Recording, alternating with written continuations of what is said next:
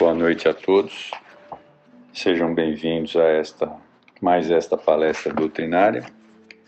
Hoje eu vou utilizar aqui o livro do Leon Denis, que chama-se Depois da Morte. Na realidade, é o capítulo que ele fala sobre o caminho reto, mas eu vou pegar apenas algumas partes que são interessantes, que vai falar do orgulho, da riqueza e da pobreza. Então vamos lá. De todos os males, o orgulho é o mais temível, pois deixa em sua passagem o germe de quase todos os vícios. É uma hidra monstruosa, sempre a procriar, e cuja prole é bastante numerosa.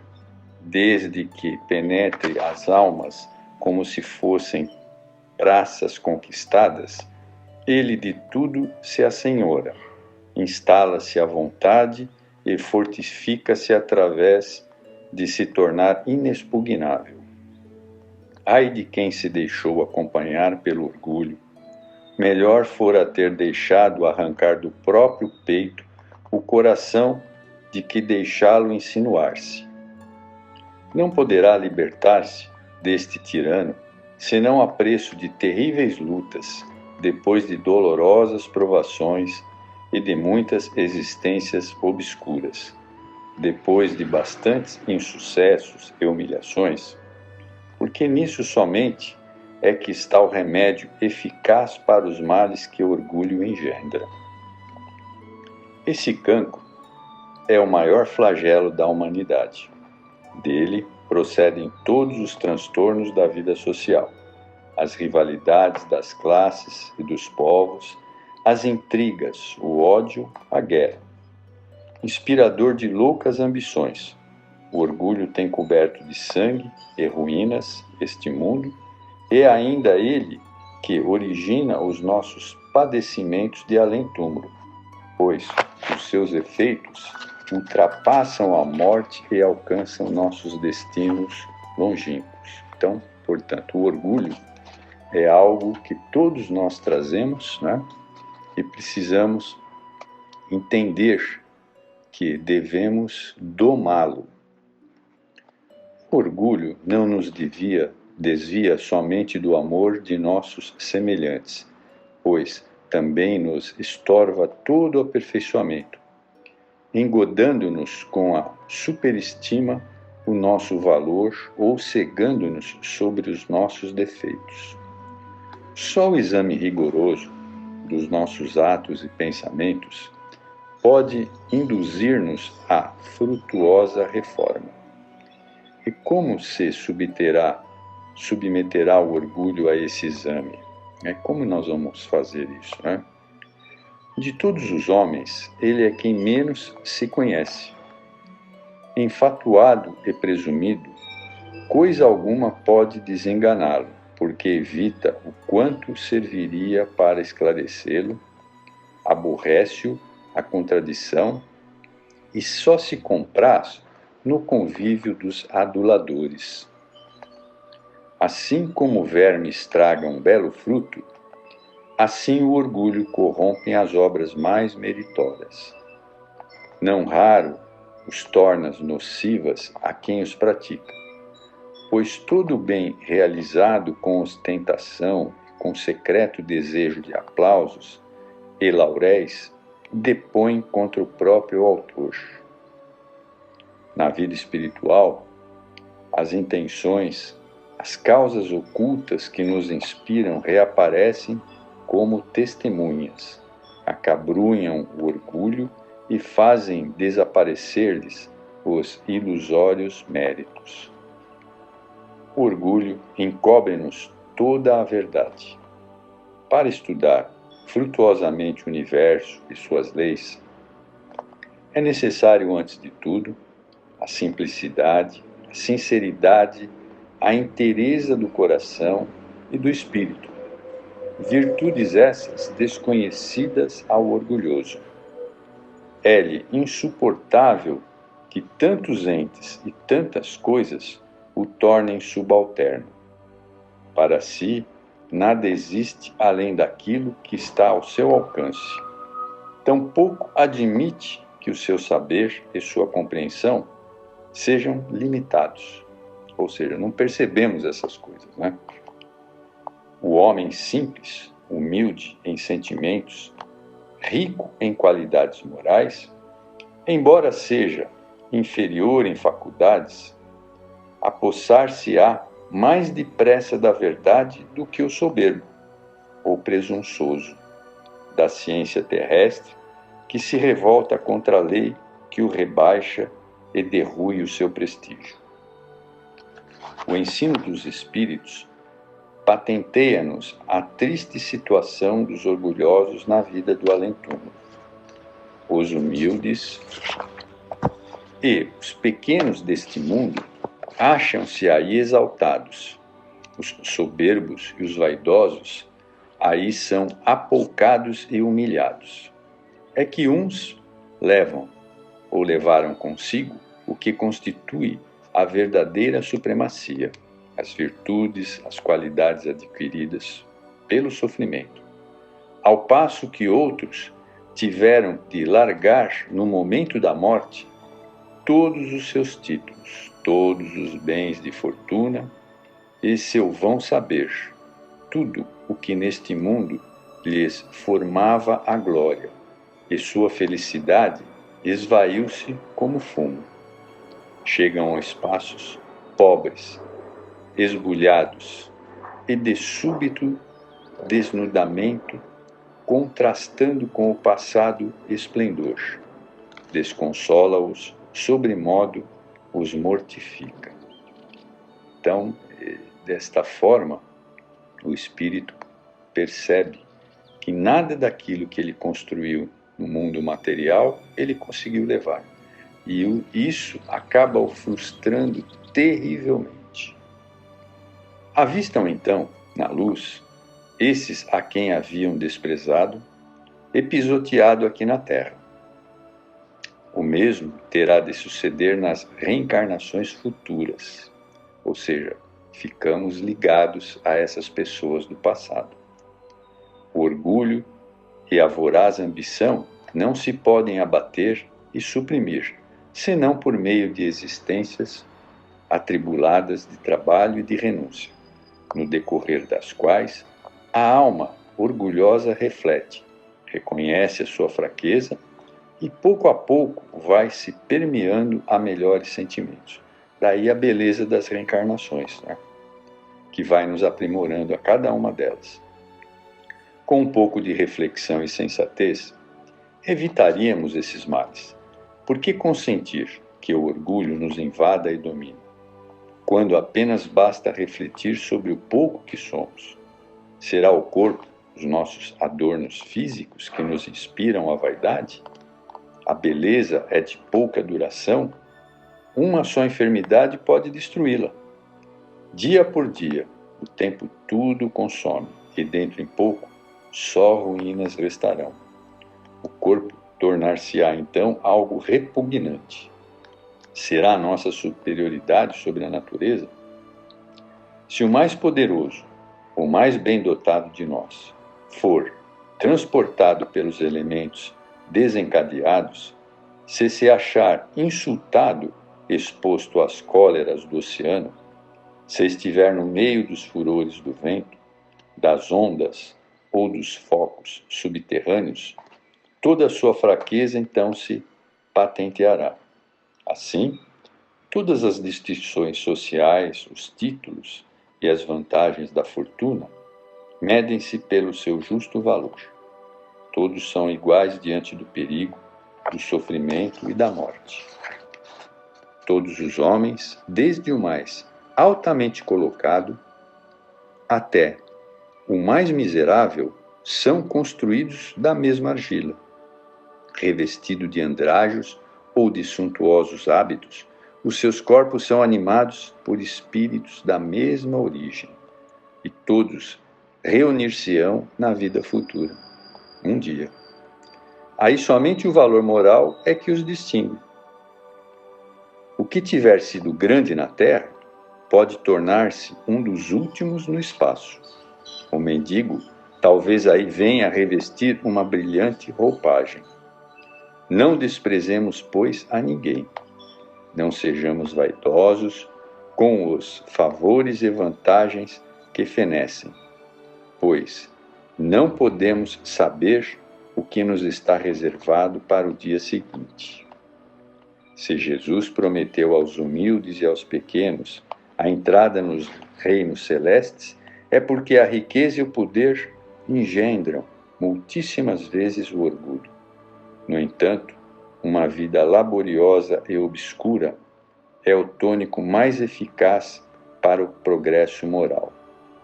No cumprimento dos deveres cotidianos, o trabalhador é menos assediado pelas tentações, pelos desejos e ruins paixões. Pode entregar-se à meditação, desvendar sua consciência. O homem mundano, ao contrário, fica absorvido pelas ocupações frívolas, pela especulação e pelo prazer. Tantos e tão fortes são os vínculos com que a riqueza nos prende à terra, que a morte nem sempre consegue quebrá-los a fim de nos libertar. Daí as angústias que o rico sofre na vida futura. É, portanto, fácil de compreender que, efetivamente, nada nos pertence nesta terra. Esses bens que tanto prezamos só aparentemente nos pertencem. Centenas ou, por outra, milhares de homens antes de nós supuseram possuí-los. Milhares de outros, depois de nos acalentar-se em nossas vãs ilusões, mas todos têm de abandoná-la cedo ou tarde. O próprio corpo humano é um empréstimo da natureza. Nem o corpo humano, né, a gente fica. Ele sabe perfeitamente no retornar quando lhe convém, ou seja, deixamos o corpo físico na terra. As únicas aquisições duráveis são as de ordem intelectual e moral. Isso é muito importante. É só isso que levaremos, as coisas intelectuais e morais. Da paixão pelos bens materiais surgem quase sempre a inveja e o ciúme. Desde que esses males se implantem em nós, podemos considerar-nos sem repouso e sem paz. A vida torna-se um tormento perpétuo. Os felizes sucessos e a opulência alheia excitam ardentes cobiças no invejoso, inspiram-lhe a febre abrasadora da ganância. O seu alvo é suplementar os outros, é adquirir riquezas que nem mesmo sabemos fruir. Haverá existências mais lamentáveis? Não será um suplício de todos os instantes a correr-se atrás de venturosas quimérias ou entregar-se a futilidades que geram desespero quando se esvaem? É a perda de tempo, né? Entretanto, a riqueza, por si só, não é um grande mal. Torna-se boa ou ruim, conforme a utilidade que lhe damos. O necessário é que não inspire nem orgulho, nem insensibilidade moral. É preciso que sejamos senhores da fortuna e não seus escravos, e que mostremos que lhes somos superiores, desinteressados e generosos. Em tais condições, esta aprovação tão arriscada torna-se fácil de suportar. Assim ela não entebia os caracteres, não desperta essa sensualidade quase inseparável do bem-estar. A prosperidade é perigosa por causa das tentações de fascinação que exerce sobre os espíritos. Entretanto, pode-se tornar origem de um grande bem, quando regulada com o critério de moderação. Com a riqueza, podemos contribuir para o progresso intelectual da humanidade, para a melhoria das sociedades, criando instituições de benemerência ou escolas, fazendo que os deserdados participem das descobertas da ciência e das revelações do belo em todas as suas formas. Mas a riqueza deve também assistir àqueles que lutam contra as necessidades, que imploram trabalho e socorro.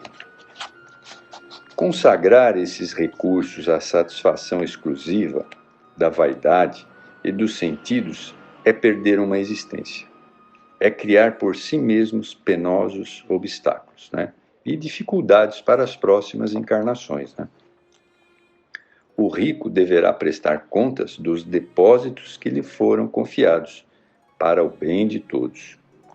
Quando a lei inexorável e o grito da consciência se erguerem contra ele, nesse novo mundo, onde o ouro não tem mais influência, que responderá à acusação de haver desviado, em seu único proveito, aquilo que deveria apaziguar a fome e os sofrimentos alheios, né? Então, é mais penoso termos encarnações onde temos tudo, grandes facilidades, muitos recursos materiais. Isso é muito difícil porque o espírito se perde facilmente com tudo isso.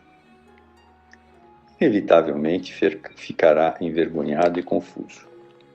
Quando um espírito não se julga suficientemente prevenido contra as seduções da riqueza, deverá afastar-se dessa prova perigosa, dar preferência a uma vida simples, que o isole das vertigens da fortuna e da grandeza, né? Então, esse é um conselho que ele está dando, né?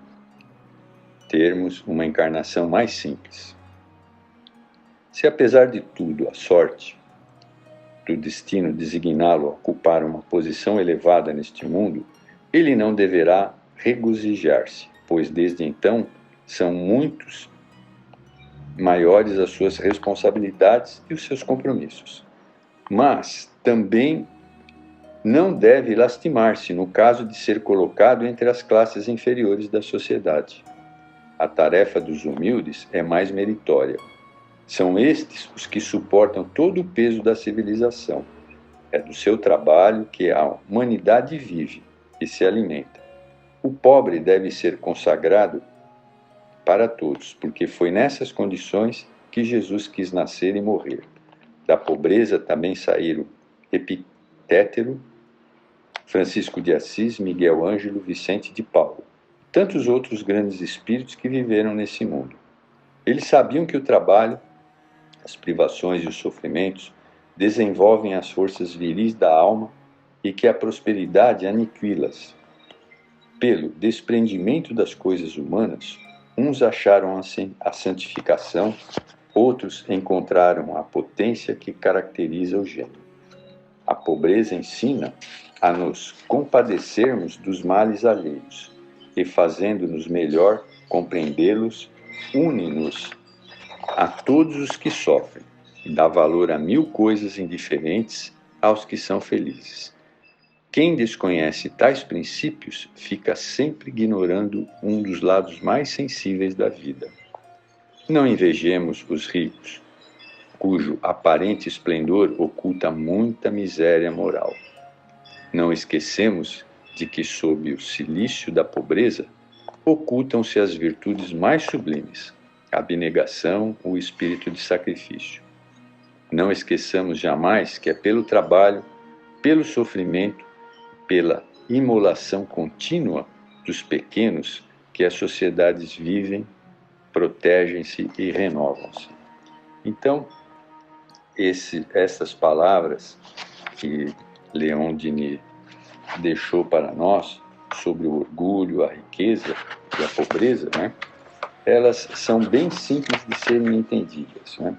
E isso faz parte do capítulo do caminho reto, né? Então, vamos prestar bastante atenção a tudo isso.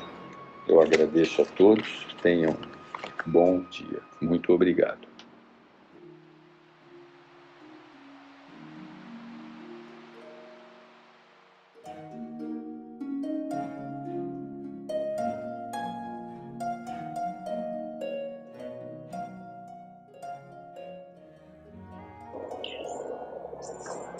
Saudação a todos, dando continuidade ao nosso estudo do livro Céu e Inferno, por Allan Kardec, onde ele fala sobre as penas futuras, segundo a doutrina espírita. são as perguntas que fazemos, né? Com relação como será o nosso retorno, o que acontece na pátria espiritual. Começamos na semana passada, quem não viu pode estar procurando no YouTube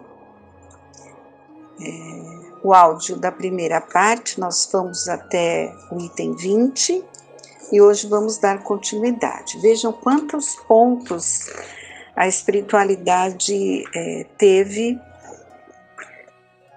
para discutir, né? Até o 33. Então vamos continuar as nossas reflexões, lembrando que o desencarne não muda ninguém. Continuamos a ser o que somos. Então seremos na pátria espiritual que somos hoje. Nossas escolhas, nossas vontades, nossos pensamentos. Então vamos lá para nós entendermos mais algumas colocações. 21ª. A responsabilidade das faltas é toda pessoal. Ninguém sofre por alheios erros, salvo se a eles deu origem, quer provocando-os pelo exemplo, ou quer não os impedindo quando poderia fazê-lo. Claro que nós só vamos responder por aquilo que fizermos, né? A responsabilidade das nossas faltas, vamos responder por isso. Mas está bem claro aqui, se nós provocamos alguma situação, ou se sabíamos do que estava acontecendo e não fizemos nada para melhorar, então vamos responder. É bem sério isso daí, né? Porque às vezes eu, com a minha atitude, com uma palavra, com uma escolha, eu posso interferir e criar uma situação dolorosa para alguém. Então eu vou responder sim por isso. Não vai passar impune essa atitude infeliz que eu tive, né? Quanto infinita diversidade de punições, algumas há inerentes à inferioridade dos espíritos, e cujas consequências, salvo pormenores, são pouco mais ou menos idênticas. Há uma série de punições quando retornamos à pátria espiritual, né? Vai depender muito do nível de inferioridade de cada espírito. Um fenômeno muito frequente entre os espíritos de certa inferioridade moral é o acreditarem-se ainda vivos, podendo esta ilusão prolongar-se por muitos anos, durante os quais eles experimentarão todas as necessidades, todos os tormentos e perplexidades da vida. Então isso é fato, né? Nós vivenciamos muito isso nas sessões, onde conversamos com espíritos que são trazidos nessa condição, e eles se acham, né, vivos ainda, não percebem que já desencarnaram, que não tem mais o corpo físico, e esse processo pode demorar muito tempo se o espírito não estiver receptivo a receber a ajuda do plano espiritual, a buscar o auxílio, a buscar esse ser superior, que na grande maioria das vezes ele não acredita. E como temos o nosso livre-arbítrio, Deus respeita o nosso tempo, né? Então, infelizmente, quem nunca buscou a Deus quando encarnado, não desenvolveu o mínimo de espiritualidade, vai ter essa sensação e pode passar por isso quando retornar à pátria espiritual. E muitos, como ele falou aqui, pode prolongar por muitos anos. Então, muito importante sempre fazer a prece por esses espíritos. Essas sessões onde os recebemos e conversamos com eles são muito importantes, necessárias, porque dão uma acelerada nesse processo. Quando a espiritualidade percebe que algum desses espíritos está ali mais receptivo e há condições de levá-los até um ambiente como esse das nossas sessões, isto acontece. E naquele momento, junto a um médium psicofônico, recebendo choque anímico, toda a atuação intensa que acontece nessas reuniões de comunhão de pensamentos, o esclarecedor também tem um papel muito importante de acolher, de acalmar e de conduzir um diálogo para que aquele espírito possa refletir o que aconteceu com ele, o que ele está passando. Vai ser muito útil.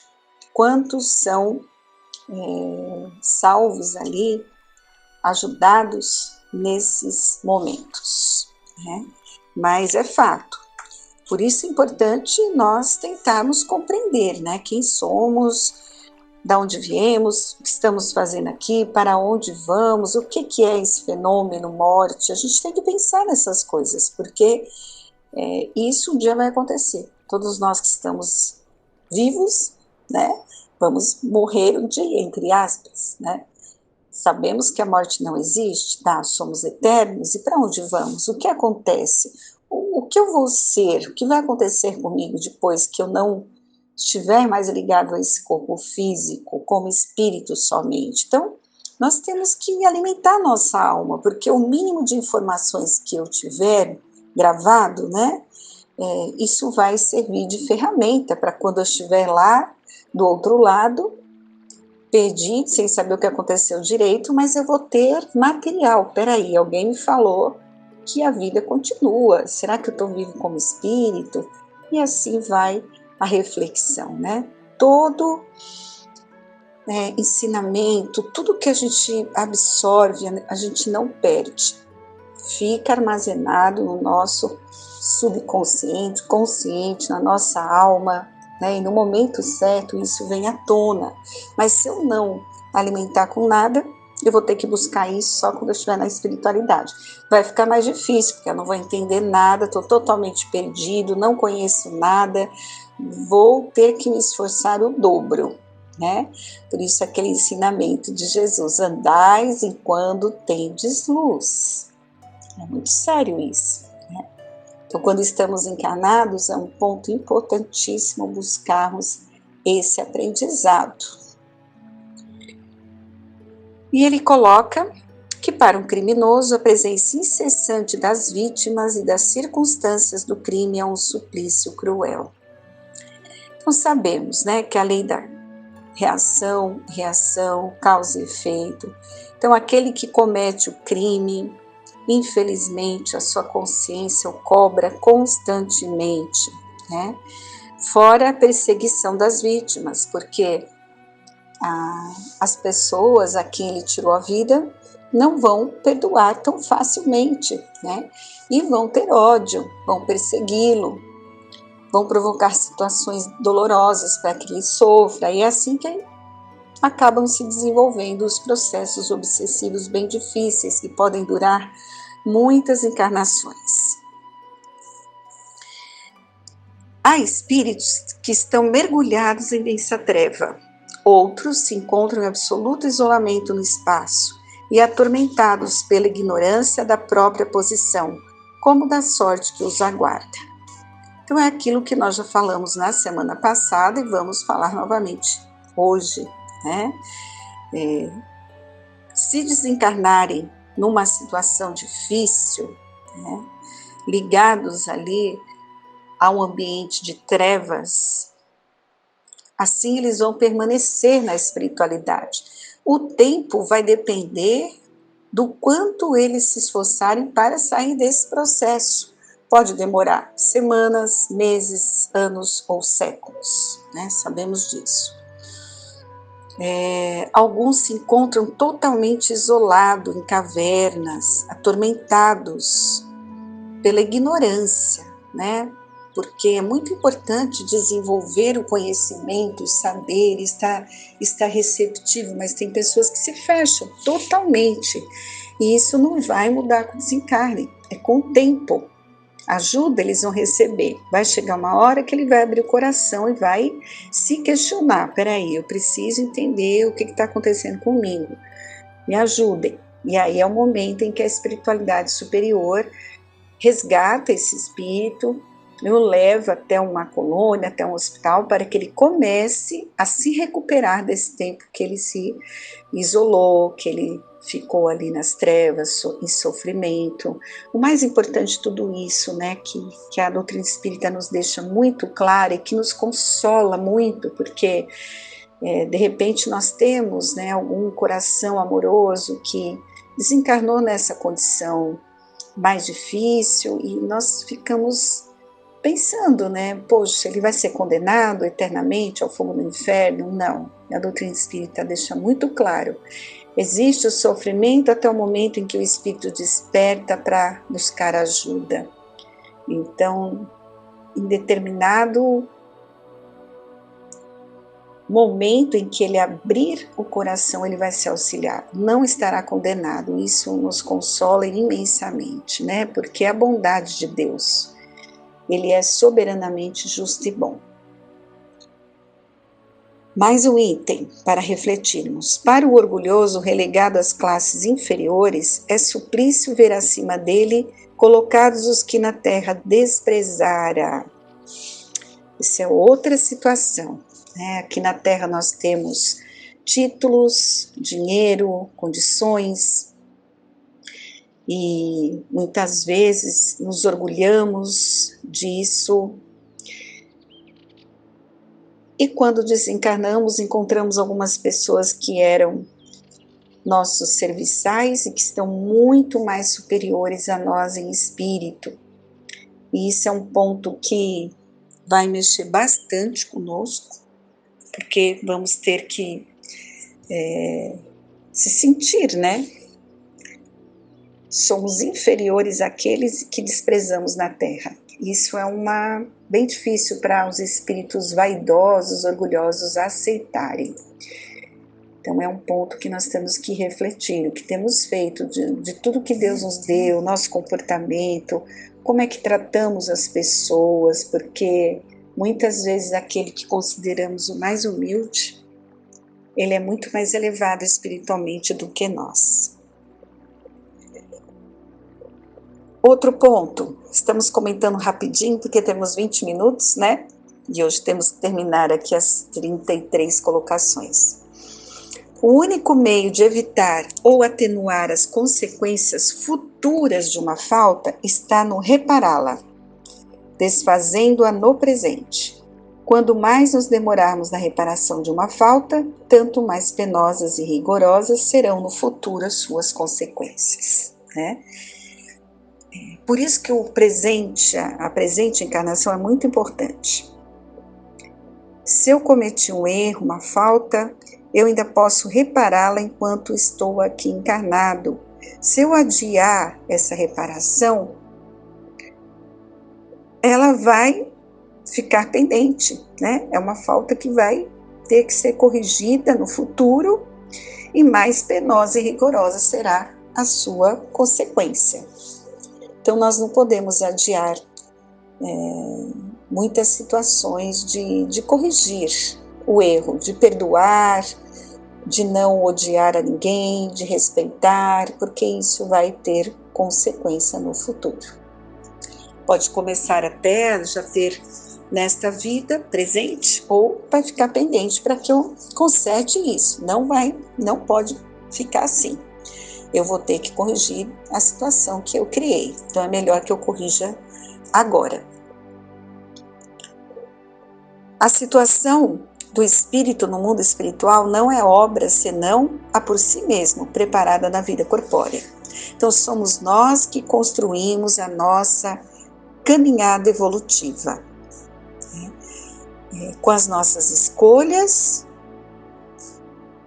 vamos criando situações salutares, felizes ou situações difíceis, de dor, de sofrimento. Então lembre-se, não poderemos responsabilizar a ninguém, somos nós que construímos. Cada espírito constrói a sua escala evolutiva. A dor e o sofrimento vêm pelas escolhas difíceis do egoísmo, da vaidade e do orgulho. Se seguirmos o caminho do bem, do Evangelho, com certeza muitas situações dolorosas vão ser evitadas. A misericórdia de Deus é infinita, mas não é cega. Por infinita misericórdia, devemos entender que Deus não é inexorável, deixando sempre viável o caminho da redenção. Né?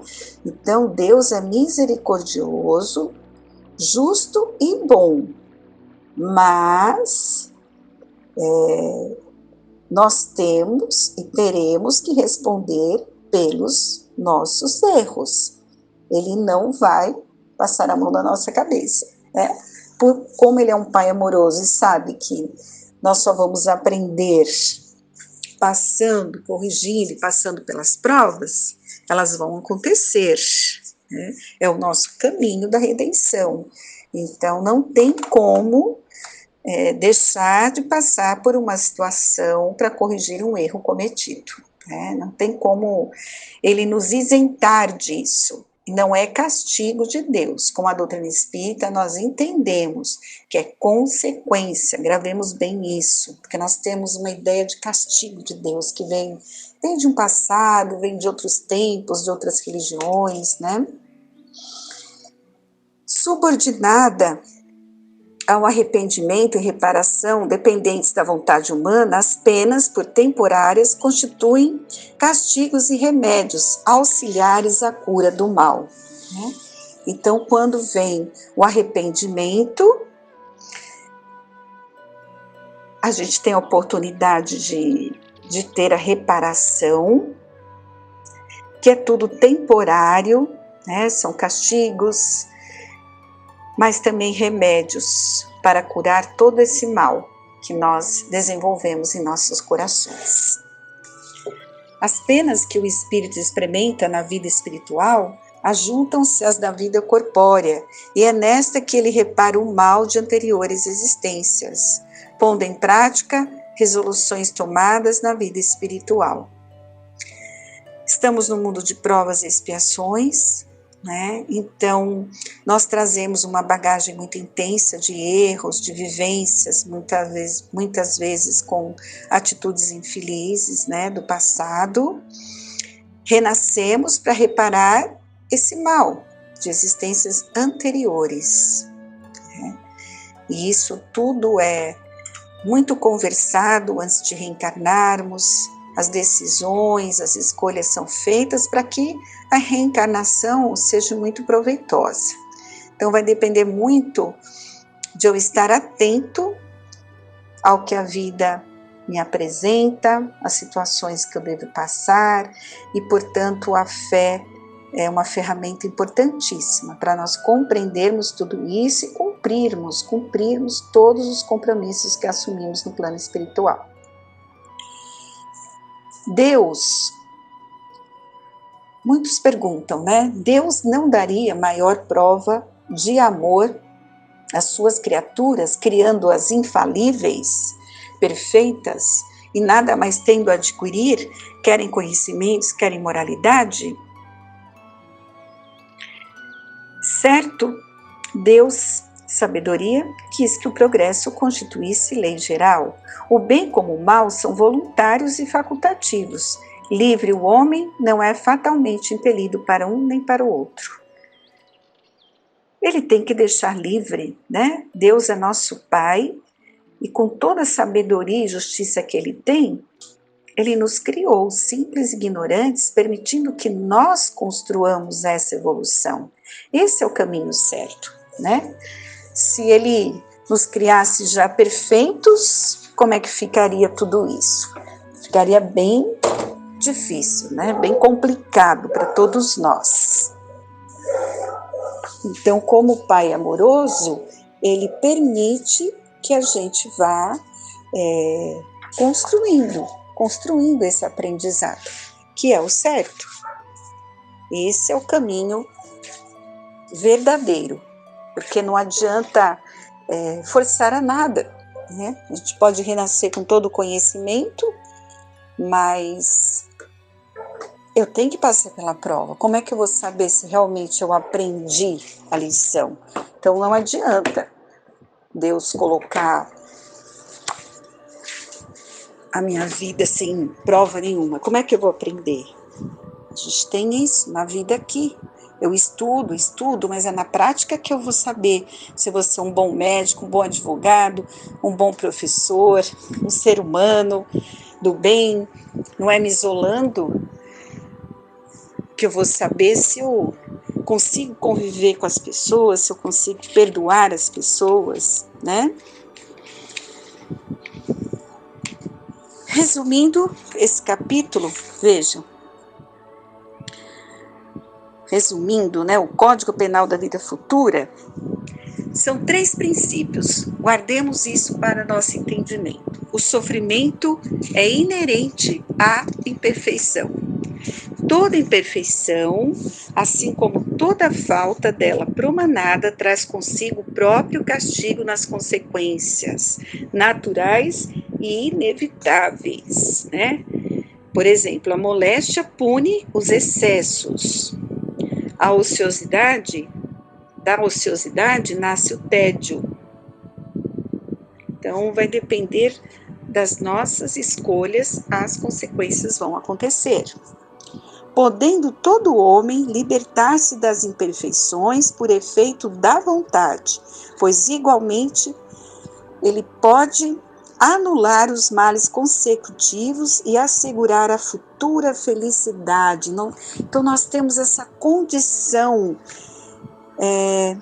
pela nossa boa vontade de buscar o bem e anulando todos esses sentimentos e as situações dolorosas e buscar o caminho da verdadeira felicidade.